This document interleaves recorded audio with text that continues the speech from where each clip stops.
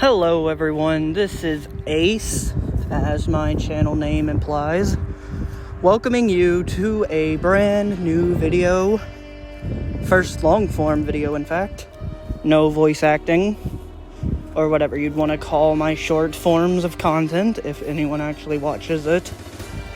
And today, we're doing something Star Wars related, and I'm answering the question, or rather my own personal question, how different would you see A New Hope if it was through the perspective of a Stormtrooper? Now please note, this Stormtrooper is going to have multiple roles, so he can be in every facet of the story, or every facet you see Stormtroopers. So yeah, let's dive right in. Just graduating from the Imperial Academy, you have the privilege of being assigned to the Death Squadron under the command of Lord Vader. Your first assignment is to board a vessel suspected of holding some sort of battle plan for the Emperor's newest project. Or rather, Grand Moff Tarkin, but you know, Palpy's got to put his face on everything. You don't question it. You have the honor of fighting alongside the Dark Lord himself. You break through the door, mow down a few unfortunate terrorists to find a princess of Alderaan. Setting your blaster to stun, you incapacitate her and bring her to Lord Vader for questioning. Gotta find out where that base is. Once she's captured, you're ordered to finish off the rest of the crew. Can't have any terrorists escaping. Don't ask questions you don't want the answers to.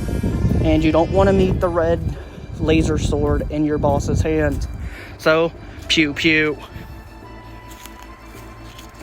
You've been informed that 2 droids have escaped, carrying the plans to the secret project, and they've landed on Tatooine. So, you put on your Sand Trooper armor and travel to the Dust Ball.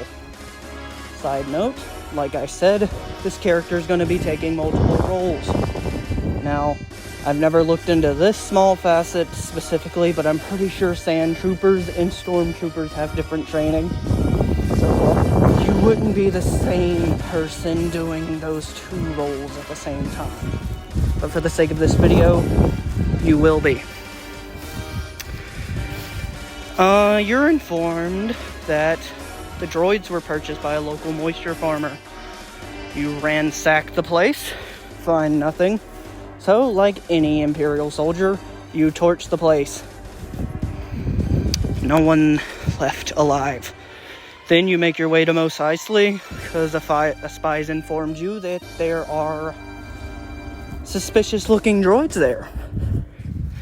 Now, Mos Eisley is a cesspool of scum and villainy, and sometimes, between you and me, you wish a Star Destroyer would just wipe it off the galactic map. Not that anyone pays attention to Tatooine anyway.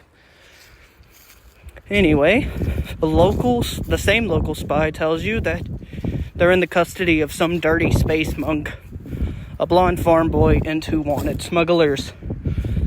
So you make it to the docking bay where they are stashed. You try to stop them, even using the mighty E-Web cannon. Those who know, they know. But somehow that rust bucket of a freighter ship escapes your grasp. Sure hope you don't get fired for this. It's only, your first or second day? Therefore, you're recalled to the battle station, the Death Star, which happens to be the same project you've been trying to secure. Oh boy. Also, you're informed that Grand Moff Tarkin kinda made a planet go boom. Yeah, Alderaan's no longer there. Sorry, Bail Organa fans. Yeah, so, you're informed that there are intruders attempting to rescue the same princess of is she really a princess if her planet no longer exists? Well, Lord Vader tells you don't shoot to kill. They've planted a tracker on the ship, so the insurgents will lead you right to their base. Side note, anyone who's wondering, that's why Stormtroopers couldn't aim in Episode 4. Yeah. They don't actually suck at aiming. They just, they were told not to kill anyone. Anyway, you see that same dirty space monk from Tatooine with the blue laser sword fighting Lord Vader. As well as that smuggler. Holy crap. That's Han Solo. And, the farm boy. And, oh my god, is that a walking fur carpet? Ugh, it smells horrible. Anyway, the monk looks at the farm boy and raises his sword over his head, only to be cut in half by Lord Vader. But there's no body for some reason, just the robes and the laser sword, which thankfully is no longer activated. But that has you questioning, is there a severed naked monk running around here, or crawling around here? You don't have time to ponder the questions, because apparently the little farm boy that you just saw is the John Wick of old people. And he's mowing through your squad mates like they're nothing. Strange. What are they feeding the people of Tatooine? What is in that bantha milk? Anyway, the ship escapes on purpose this time. You're not getting fired, buddy. Trust me. And it turns out the base is in the Yavin system. So the station makes a hyperspace jump to finally end this rebel cell.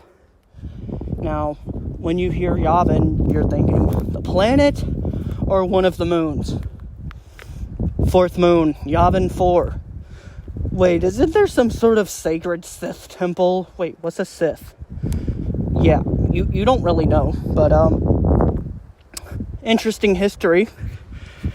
Anyway, when you pull out of hyperspace, you see there's a bunch of X-Wings attempting to make an attack run on the station. Apparently, there's a trench that leads straight to an exhaust port that'll make it go boom. Horrible design choice. But hey, you don't get paid to question this. But you are an engineer, so you have to go to the maintenance bay.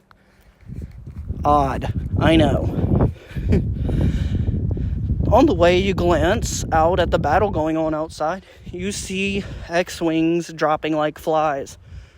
So are TIE fighters. You know, they should really give us 360 field of vision, and, you know, a shield wouldn't hurt. But no. Imperial pilots are as expendable as, well, anything, really.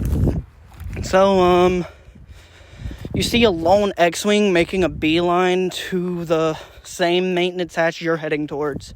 Oh boy. Then that barely functioning freighter ship you saw on Tatooine shows up. And it hits this really strange looking TIE fighter, which honestly it looks like there's a giant hyperdrive attached to the back of it. Also, you were told that's Lord Vader. Not so tall, dark, and scary when he's a fidget spinner in space. But, you made it to the maintenance bay, and, everything's working fine. Like, strangely fine. Also, your buddies are priming the ignition, so, you should probably step back unless you want to be Alderaan. But wait, what are those pink orbs flying your way?